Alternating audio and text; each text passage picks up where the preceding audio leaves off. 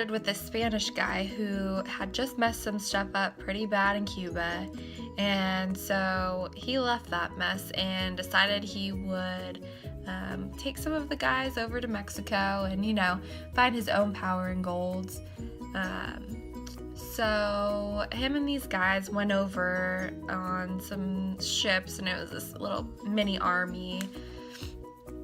And when they got there, instead of first stopping to take a selfie like any normal person would on a deserted island exploring adventure, he was like, wait, hold on. I want all of you guys to go burn up some ships. The ships we just came over on, so in case we need to escape, we can't. So spoiler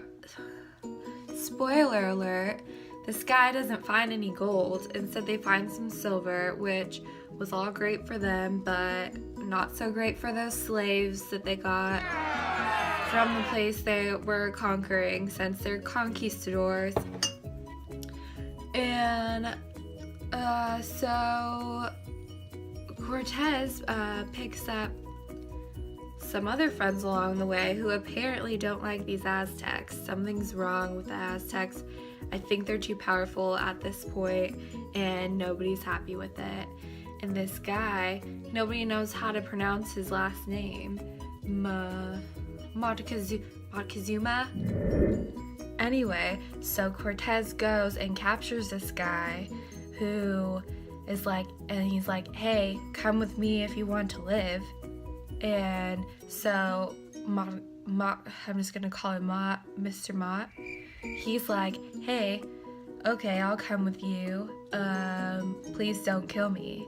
And so then Cortez, when he's going into battle against these Aztecs, he's like, hey, I want you to stand in the front and then plead for your life. And then so Cortez is like, no, not Cortez. Mr. Mott is like, hey, please, like, if you want me to live, you can't fight these Spanish guys, and I really want to live.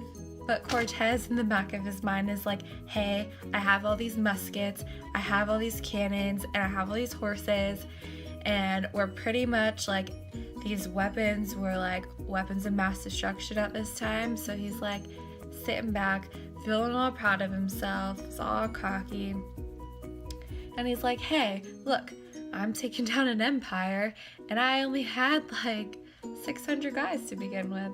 It's pretty great.